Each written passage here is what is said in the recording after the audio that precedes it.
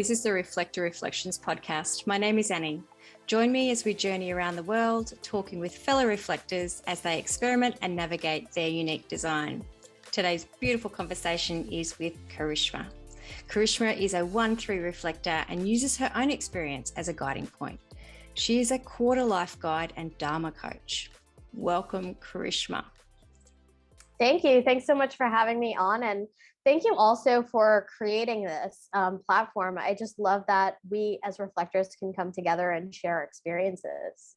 Oh, you are so welcome. Karishma, I have a question which I'm sure most people may want to know straight off the get-go. Can you please explain to us what a quarter life guide is and a Dharma coach? Because I would love to hear that.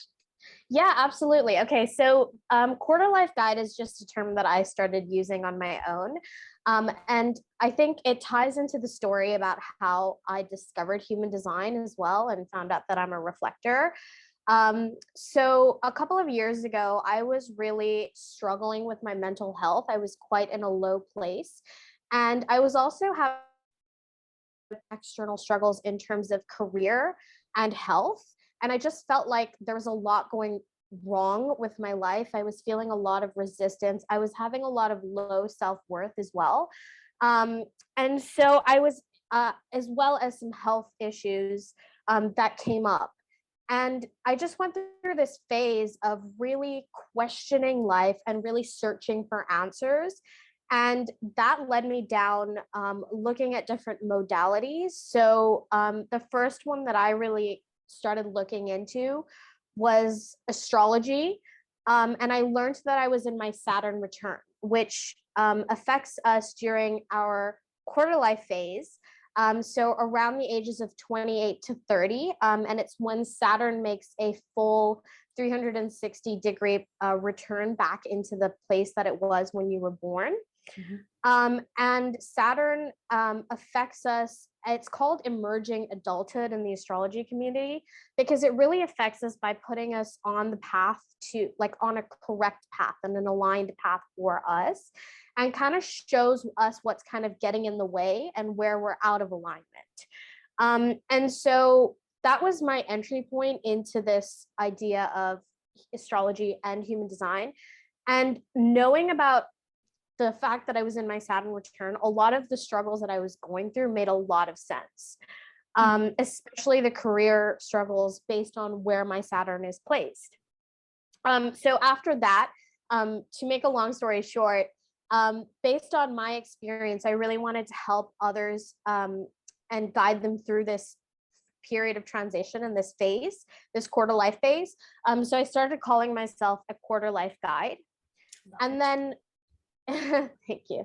And then from there, as I also started learning and exploring about different modalities for myself, such as hypnotherapy, EFT, visualization, a lot of different techniques. Then I wanted to bring this all together in a life coaching way. And I wanted to, become a life coach and get certified. And so the program that I chose was through the Dharma Coaching Institute. So I've adopted the title as Dharma coach, but it really is a life purpose coach. And it just uses different modalities to help find your purpose and your Dharma in life. And that's what Dharma means in the Sanskrit origin of it. It means, your highest potential and your purpose and what you're here for. I love that. I love that you've tied all of that together. So what came first? Let's go back. Did you finding human design or human design finding you come first, or did this modalities of finding astrology and all those kind of things come first? Take us back. I think it was kind of like a domino effect. So everything was around the same time. So it was early 2019 that I was in this place of, okay, I'm going to really experiment and try things out and try modalities out and learn about different systems and how they can help me understand who I am. So of course we all know about Enneagram and Myers-Briggs and things like that. So I did it all. I really, really did it all. And I really wanted to find the answer, which of course, now as I know, there isn't one answer. But I think when I was trying everything, the one that resonated the most was human design, of course. And of course it did, because I found out I was a reflector. So like I said, it was a domino effect. So the first thing was, experimenting with Myers-Briggs Enneagram, finding astrology and learning about Saturn return, and then learning about being a reflector and human design. Wow. And finding that out, like, talk to me or talk to us about that. Like, when you found out, how did that make you feel? Honestly, it was really like an instantaneous like click for me. And it was suddenly like, okay, everything makes sense. I understand now why maybe I felt so behind in life.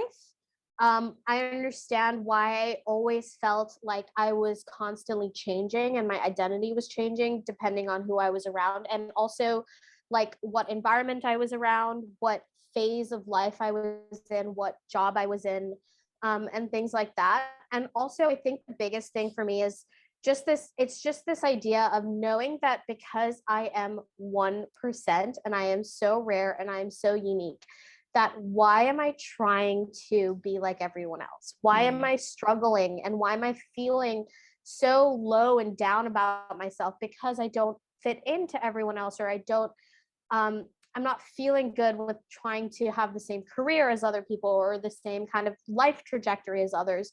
So just kind of like gave me this permission and this huge like just immediately this thing of this sense of freedom of I'm just gonna stop trying and pushing and feeling resistance and feeling like the struggle, and I'm just gonna stop everything that I was doing until that point. And I'm just gonna embrace this idea of being unique and being so different to other people, I mean, to the majority of the world, really. And you know what, it is such a nice thing to find that out about yourself, because something that I'm hearing quite often is, we really do lack this sense of purpose through most of our life. We kind of feel we don't fit in anywhere. We don't sort of like mesh anywhere. There's this common theme where sometimes we just feel like, oh, what's wrong with me? And so when you do find this out, as you're saying, to find out you're unique, it really does make you feel not that you're above anybody, but just feel special. You just go, oh, I am actually unique. Because I think deep down we've always known it, that we're different. We've all felt this, that we're very different. Absolutely. I mean, now looking back on my life, I can understand why I felt the way I did so many times in so many instances. But I agree with you. It's not about feeling above anybody else. It's not about like, it's just about and I think the difference is I used to feel like I was behind or I was below, like I was not at the same level as my peers or my colleagues. And so now I'm like, okay, I don't even need to be at their level. I don't need to be above. I don't need to be below. I'm just like completely separate. There's no such thing as these levels anyways. Yeah, that is just totally us trying to keep up with all the sacrals. Absolutely. Isn't it? It's that conditioning. Yeah. So, Karishma, you're a 1-3, and that comes with a different level of awareness, doesn't it? Finding out that this is my profile. Can you talk to us about how that was for you? Absolutely. I mean, so I think there's some things that I definitely still struggle with embracing in terms of my 1-3 profile. So I have always been someone who likes to have different life experiences and kind of go on adventures in a way. So I took a gap year before university and I backpacked around Thailand, and I, volunteered as an English teacher. I was always kind of taking these like career breaks to like drop everything and, go traveling again. So I think my life has been kind of full of these adventures, but I always, again, felt like something was wrong, that I always wanted to do that I wanted to do this trial and error and have the experiences. So I think now it's just, okay, that again is there for a reason. It's part of my line 3 profile and it is unconscious. So I don't understand why I feel the need to do it, but I just kind of have to embrace and accept that that is part of my life, and I don't have to also feel ashamed about it in a way. And then with the line one, again, it's so prevalent in my life in terms of even when I was exploring all the modalities, like I had to find all of them. I had to experience all of them, and I had to get to the root of all of them. I definitely went down deep into the human design rabbit hole and just learned everything, signed up for so many courses, and just wanting to learn and absorb all the information. But when I say like it is still a struggle to embrace that, it's because I still feel like sometimes I don't think I have a balance between the two lines in my profile. So sometimes I'm either way too much on the line one side where I'm kind of wanting to learn and just absorb more, and I get kind of stuck in that and I don't go out and do and I don't experience. Or maybe in the past it's been too much of the opposite where I'm just like, I'm going to have all these experiences and leave everything behind and try this out. So I would love to witness, I'm not saying force myself into anything, I would love to witness how the balance plays out in my life moving forward. That's actually that's a really good thing to think about, and I can really relate to that as well, that sometimes it's not all just a line 5 or a line 1. It's like scales, isn't it? Sometimes you're going here and sometimes you're here, and maybe the point of that isn't that there's going to be balance, because we're dealing with so many other variables, such as our channels and gates and transits. Like, hello. Yeah, of course. We are so susceptible to so many things, and I think it really is that, let's just go with the flow. Hardest thing ever for that line 1, I think, to just go with the flow. But it's like, just got to relax and go with the flow. Yeah, I think, again, it says line 1. I think sometimes I feel like I'm stuck, like I'm really stuck in the line 1. And I don't want to say stuck as like a negative thing, because I'm trying to witness and observe and not attach these like positive or negative to anything. But sometimes it does get frustrating and you're like, okay, why can't I just, have momentum or move forward? But it's so susceptible to the transits, to what's going on, to who I'm around as well in my environment. And even like COVID, for example, I mean, we literally have been stuck in one place for so long with COVID. So I think something that I realized is maybe that has led me to being a little bit more in my line 1 for the past couple of years as well. Do you find it helpful to talk to other reflectors and just think, see and feel, I'm not alone. I'm not alone in this feeling of just going, why can't I get momentum? I was just hearing you say that before. Why can't I get momentum? I'm like, you're speaking my words. It's exactly what goes through my head. It goes through everybody's head. Does it help you to feel that there's everybody else is out there? We're all the same, going, shit. Can't get momentum. Absolutely. No, absolutely. I mean, it definitely does give me comfort to know that there are other reflectors who are dealing with the same things. And I think it's also like, as we connect and we talk more to each other, it's also reminding each other that that is also okay, and it's part of our design, and we're meant to be rather than do, as we hear so much as reflectors. But we all need that reminder, and I think it's so amazing to be able to connect with other reflectors and do that. And that's why I was saying I love that you started this platform, because I think for me, I haven't really gone out and connected with too many other reflectors. So just a little bit through social media, like through the Facebook group or through some interaction on Instagram, DMs, but nothing like concrete. So yeah. I agree totally. I think it's been so rewarding and so beneficial to just talk to other people and just feel not alone, and that we're all in this together and we're all helping each other and we're all trying to figure this stuff out.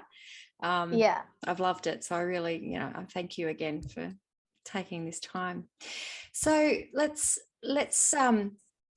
talk get a little bit more juicy again and really dive into when you found out. What were some of the things that you first started doing as a part of going, okay, the books are telling me, or the website's telling me that this is what I've got to do to live my authority and my strategy? What did you do? So I think, like I said, the first thing was I just stopped doing everything that I was previously doing. So when I say stop doing that stuff, so like, stop trying to have the same career as someone else, and really, at the same time, like I said, I also, um, my discovery of human design also coincided with some health issues. So I did actually physically have to stop everything that I was doing.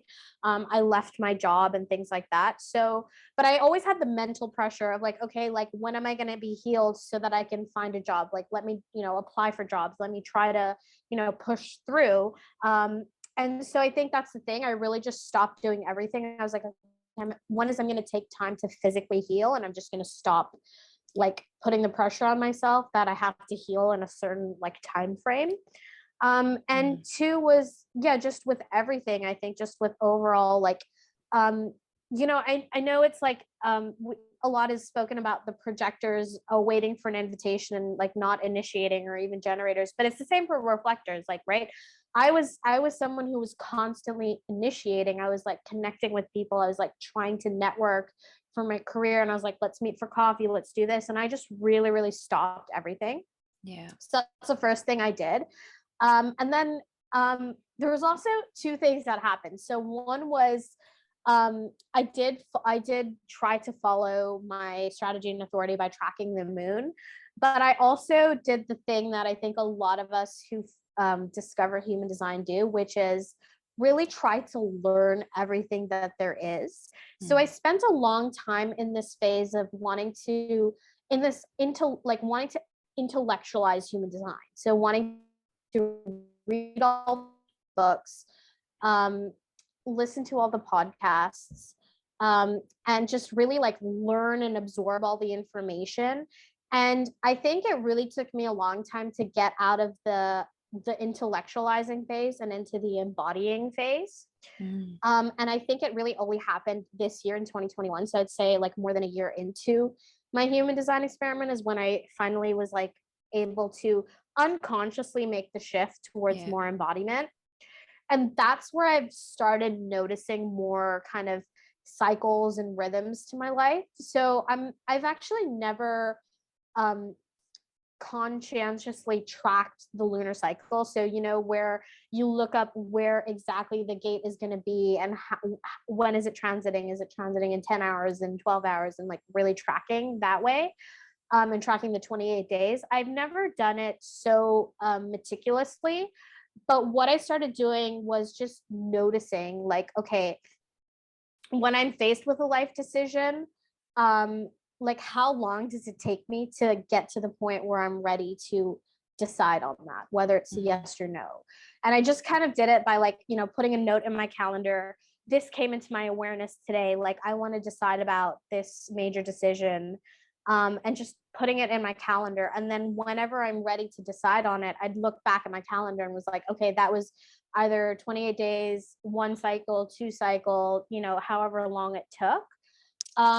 And then also, I think as I've gotten more into the rhythms of and cycles, I've noticed that, like, when the moon is in certain signs is when I'm ready to make decisions more quickly. So if the moon is in Aries, for example, then I'm kind of quick to action as well. Yeah.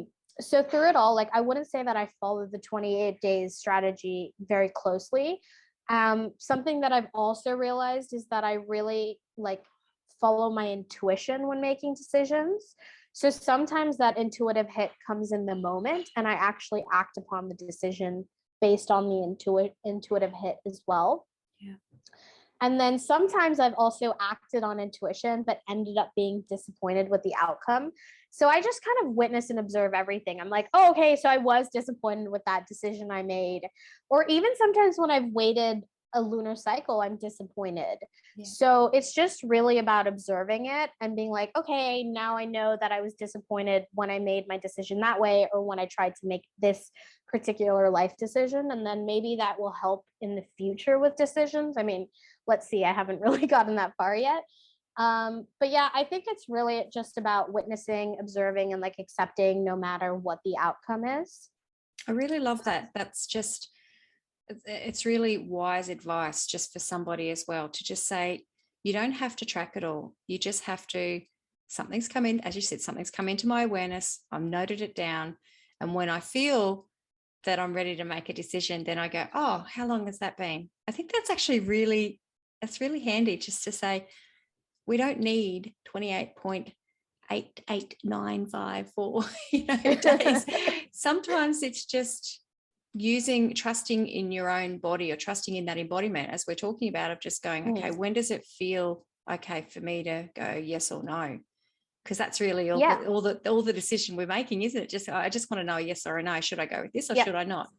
So I really love that you did that, and you did that intuitively, to just go, I'm going to do it my way, because we all do it different ways. I mean, but of course, it's really taken time to get here. I just knew that I wasn't someone that was going to track like everything. Like I don't have that energy. I just can't be bothered to do it, really. So I just had to find my own way. And I think something that I realized as well when I'm trying to make decisions is it's always playing on my mind, right? Like I'm faced with the decision, and it's always coming back into my awareness. It's always coming back into my mind. And for me to note it down in my calendar was a way to get it out of my mind, because also we want to do everything possible to get things out of our head. So that was the way that I realized that I could get it out of my head. Like I will put it in my calendar and I'll let it go in that way, because I didn't really have another way to let it go, and I was just repeating it in my head. So that was why I decided to go with that method.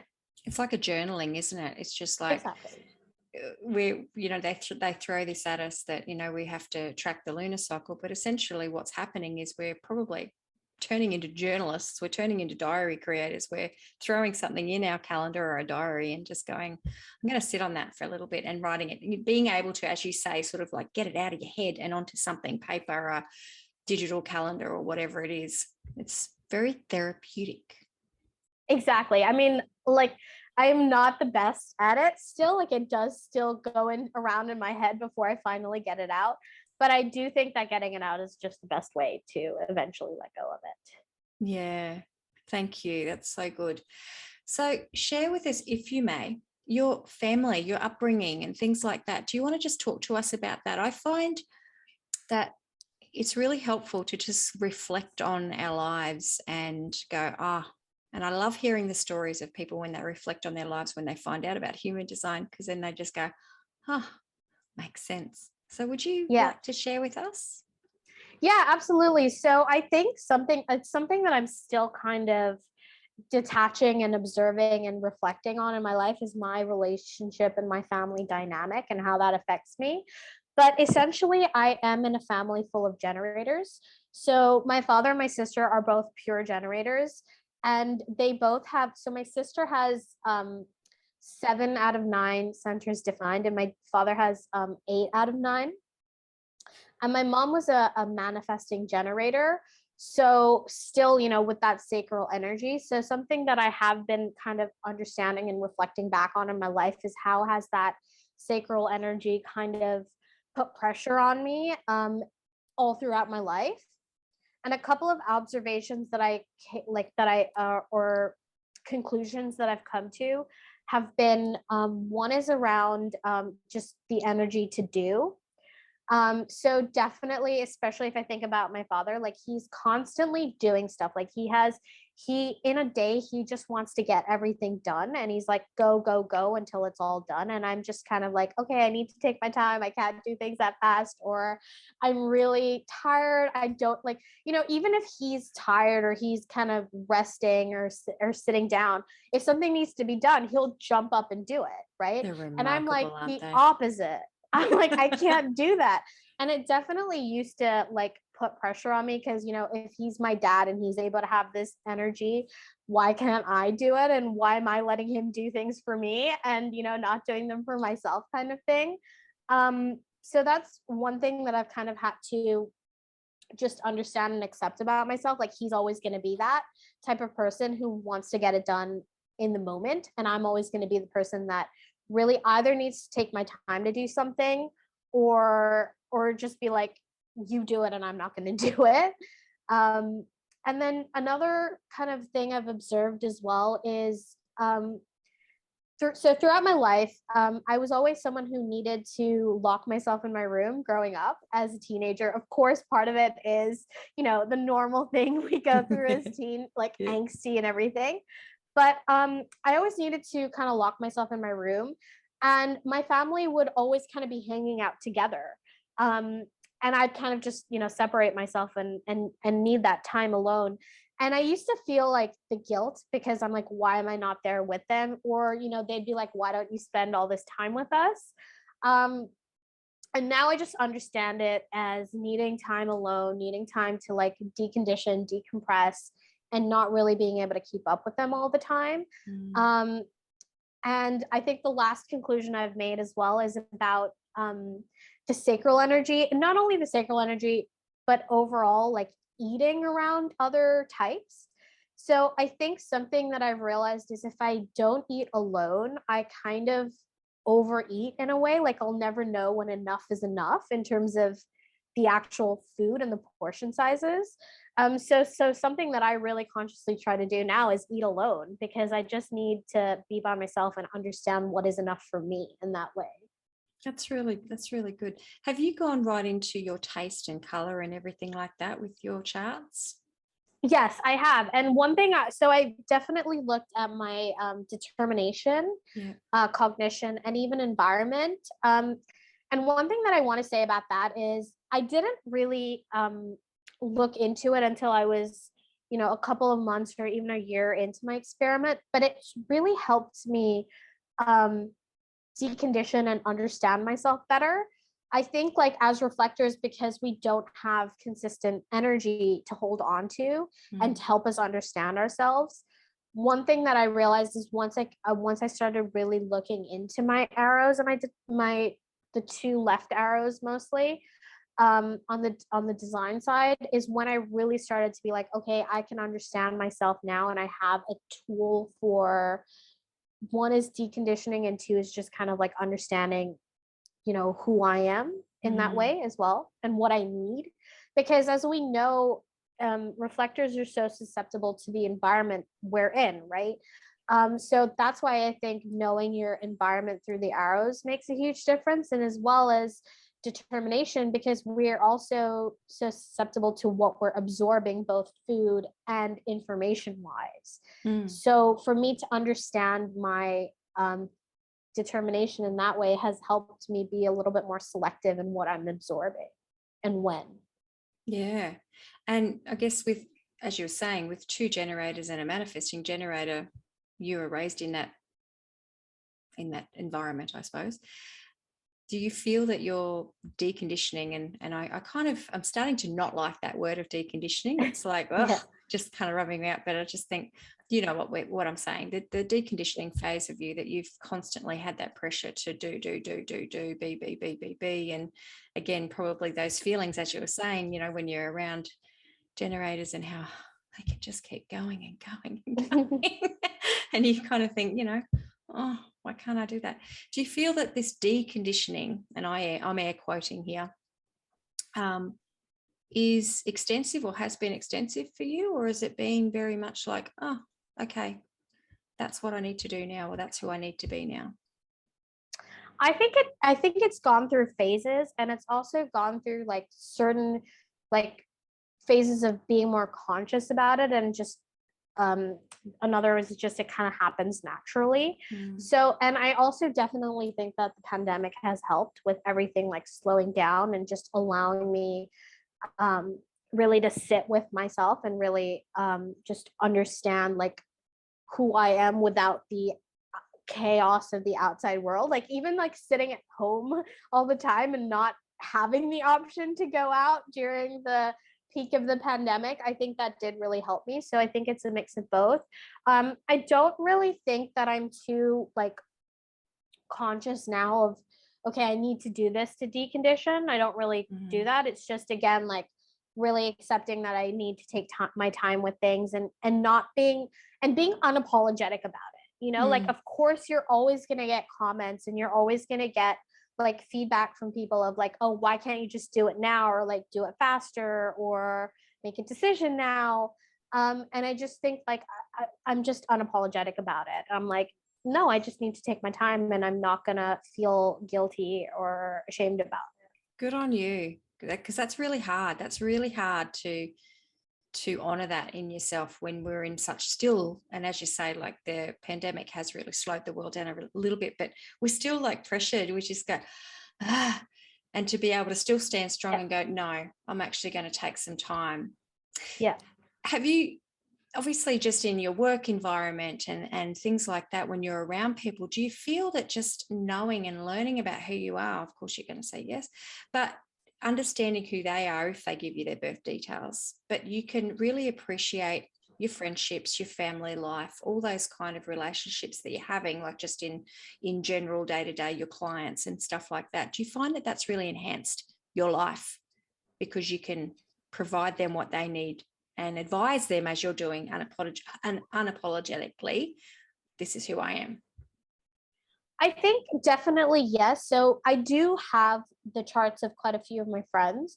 And I know a lot of them are projectors, but I think even without knowing a person's design, I think I do have this sense of just like empathy and acceptance. Like, everyone is going through their own thing. And if I'm going to be unapologetic about myself and not wanting to give into pressure, like I also need to accept that some people are going to give into pressure and some people have their own process, and it's just the way, it's just the way that they are.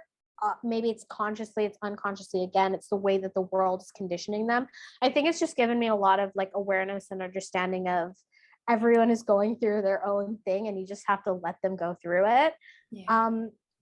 And I think something that I've kind of been trying to do for myself, or like is just I want to work on myself so that I can kind of be like not a role model, like again, not someone who sits above anybody else, but I just want to be like, okay, if I can be myself as much as possible, then anybody can.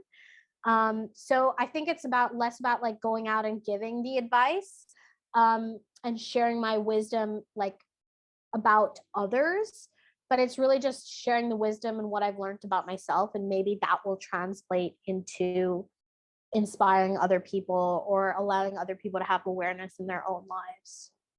And that's exactly what you're doing at the moment with your business, with doing the coaching that you're doing. You're literally providing that beautiful experience that you have and being able to nurture and be wise, I guess, wise for other people and allow them to be them, and then sort of, okay, how can I help you be a better you?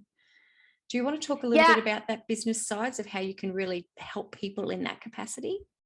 Absolutely, I'd love to. Thank you for asking. So, basically, like I said, I've kind of learned a couple of different modalities and also systems. So, in my like business, the sessions that I do is, I will look at your like a client's birth chart, through the lens of human design and astrology, but specifically evolutionary astrology, which is just kind of one system, which specifically looks at the nodes, so the north and the south node, as well as the planet Pluto. And it's really about kind of understanding your soul's evolution and really your soul purpose in this lifetime, sorry. So it's because I like that, because it gives you kind of a more concrete idea of what your purpose is here and what you're actually here to do. And it's not about do in terms of career, but it's your overall like theme, your life theme. It's the same as the incarnation cross. Yeah. And that's something that I look at from the human design chart as well. And I just think it gives, so in the same way that it gave me comfort to know what my overall purpose is, and also like what my highest potential is, because another way we can think about our north node, or even Dharma as the Sanskrit word that it is it's our highest potential. So for me personally, to know that this is what my soul and myself in here and I am able to achieve at my very highest level was just comforting to know. And I'm like, okay, where am I? Am I in the higher expression of something? Am I in the lower expression? Is this my shadow side? Is this my not self theme that are coming out in different life experiences? But knowing that above it all sits my highest potential has just given me a lot of comfort. And so when I do readings for clients, that's what I want to give them as well. I want to give them the overall idea of this is who you can be at your highest. Yeah. And this is maybe how your life is playing out now based on what you're going through. And then again, that's where the Saturn return may come into it if they are within that quarter life phase of being 28 to 30-ish, because our Saturn return has specific themes to it as well, that really come into our awareness during that age range. So yeah, I just really like to give my clients the overall potential and then see where they are currently and how things are playing out. And that's kind of my philosophy with coaching, is let's coach you through what you're going through and how you can get to that highest potential place. Jeez, I love that. And you are so right. I've never truly been into astrology. In my younger years, you always read your star sign, but I used to think to myself, well, how is everybody the same? That little paragraph that they have in the newspaper. I'm showing my age now, aren't I? But and that, especially those years in those later 20s, early 30s, they are some really rocky times. Like it's there. Yeah, there is something there. And I had somebody in my earlier 30s do my natal chart, and it blew my mind, literally blew my mind. It was very similar to what happened when I found human design, how it blew my mind. Yeah. But at the time I was just like, wow, this is an investment of knowledge that I don't know if I've got time for right now. But I have such a deep respect for it, because when she was doing my chart and looking what you're saying into, I remember her talking to me about that North Node and South Node. And I was thinking, how do you know this about me? How do you know that these pivotal moments happened in my life? So I have a lot of respect for astrology and those kind of things. I think it's fascinating. And I love that you can use that with human design. It must be such a gift to give the world, and these readings that you do for people. Yeah, thank you. I think so. I think someone who I'm Indian as my culture and my religion, right? So I've always been someone who is curious about my birth chart, but and I've also looked into my birth chart a lot growing up, but I always I always asked someone else to read it for me. And of course, when I asked an Indian astrologer, they're going to go down the Vedic astrology route. And so the concepts that come up through Vedic astrology are a little bit more abstract, I would say, than Western astrology. And I also feel like it was the idea of going to someone else and kind of, in a way, giving my power away and asking them for advice as well. And so I think when I looked into my chart for myself for the first time, and I looked at it through the Western astrology lens, and that's what I studied, and that's where evolutionary astrology is based in as well. But it really just gave me so much clarity, and it empowered me a lot. It was like, okay, I am looking at it for myself, and I can have this understanding of myself by myself now. And I think as well, like I said, I think as growing up Indian, we're all aware of our birth chart. We all look at it, but we don't have someone who can necessarily translate it in the right language. And that was one of my main motivations for studying astrology more. So I've kind of always studied a bit of both. So I'm like, okay, in a certain phase, I'm like, okay, I'm really going to dive into the astrology side of things. And in another phase, I'm like, I'm really going to dive into the human design side of things, or even gene keys and, all of whatever rabbit hole I end up down from there. Damn rabbit holes. Yeah. So I, exactly. And our line ones. But I think when I look at a chart for clients, I really look at it from a few different systems, and then I kind of synthesize it in my own way to explain it to them. I love that. So fascinating. Now, are you doing this pretty much full time currently for yourself at the moment? Do you find that your energy, obviously being a reader, works more in line with your energy because you can rest when you need to? Or I definitely think so. So my goal is to do this full time and to really have this, be what sustains me. I'm still getting started out. So I'm also still kind of experimenting with how much energy can I put towards clients and how much energy do I need to keep for myself. And one of my like strategies for that right now is kind of limiting which days of the week I take on clients. And then so it's like I just open my calendar up for clients twice a week, and then the rest of the week is just for me, and it's just something that I'm experimenting with. But as I am really getting started out in this, I really also have to figure out how much of my own energy I can give to this. I think it's going to be an interesting observation for me to see how it plays out. Maybe I will get burnt out, but I'm really not at that phase yet. And I'm not really at that scale of my business yet either. So.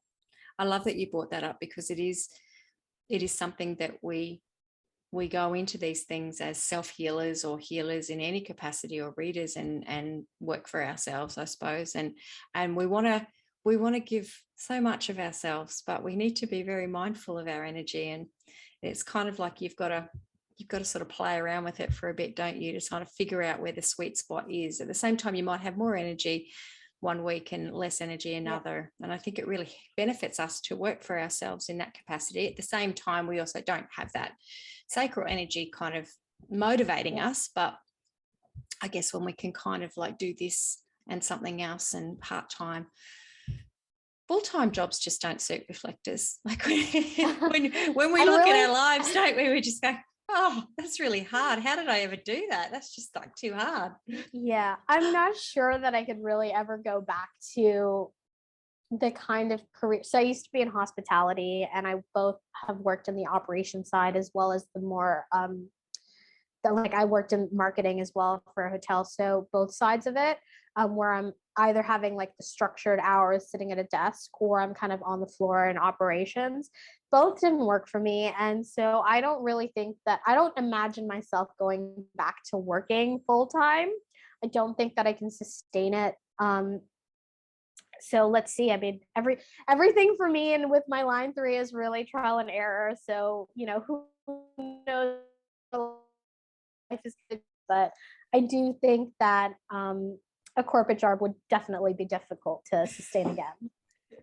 It's once you find these things out about yourself, isn't it? Once you reconnect back to your true self, it's just like, how did I do that? Yeah. How did I ever do that? And now you think, I could never do that. I mean, I definitely don't just think it's a non-sacral thing. I mean, I've also been reading a lot recently about how at this stage of the pandemic, like a lot of people are resigning. There's actually a phenomenon called the Great Resignation. So a lot of people are resigning from their jobs, like whether they're sacral beings or non-sacral. So I think it's just also this, like, everyone is kind of awakening and realizing that maybe we can't sustain our energy towards corporate life, regardless of what type we are. Yeah. Global conditioning, isn't it? It's just global conditioning, not just us. Our beautiful generator friends are very prone to burnout because they don't know when to stop. They don't know when to Poor stop. Little darlings. And there also is the generator plateau that I know of personally, that some generators in my life are going through as well. So, and they just have to honor that. Yeah. And that's it's the beauty of human design. Know yourself, understand yourself. Absolutely. Let's just be better humans. Yeah, it's really, I mean, I know a lot of people say that human design is a huge permission slip, and it really is. It's really like, once you have that awareness, you can just accept. It's like how for me, it was like an instantaneous click in my head. Maybe some people, it takes them longer. It's not as instantaneous, but it really is that process of understanding and then finding acceptance with who you are. That's it, isn't it? Biggest permission slip. It's just like, I give you now permission to be you. That's so true. That is so true, because it's just like, oh, thank you. I really needed that. Clearly, I needed that validation for someone to say, you know what, it's okay for you to be this person, because there's nothing wrong with you. This is just who you are. And you're like, oh, thank you. Yeah, thank you. Exactly. Oh, thank you. No, it is really validating to hear someone speak your truths back to you. And that's why, like, having readings is really important. Like, I know that for myself, I did a lot of like self-learning and exploration on my own, but I have done some readings as well. And I think just hearing somebody like validate and like speak your truths and just really like tell you what it is and how it is so, it's so nice. It's so nice to have it. It feels really good as well. So I definitely think there are benefits to having a reading or a coaching or whatever it is. I agree, wholeheartedly agree. It's so nice to be seen and felt and heard. Exactly. Karishma, thank you so very much. How can we keep in touch with you? You're on the socials. Do you want to just plug where you're at? Air quoting. I love that. Kazia taught me that. Just tell people when you're air quoting. I'm like, okay, I'm air quoting. Yeah, so I'm not very active on socials for sure, but I have my personal Instagram, which is open to the public, and that's where, like I said, like I really share my personal reflections on being a reflector and how things are playing out in my life. And also I have my website where people can look through and book a session with me if they're interested. Yeah, so that's where people can find me. Oh, thank you so much, beautiful friend. I really appreciate your time. I'm glad that we're only a couple of hours apart because you're residing in Singapore and I'm in Brisbane. So we're only 2 hours, Yep, 2 hours. 2 hours apart. It's 2 hours. Yeah. Thank you so much. I'm really honored to be here and to chat with you. It's been really nice. And I'm really happy that we did it. And like I said, that you have this platform as well. Thank you so very much.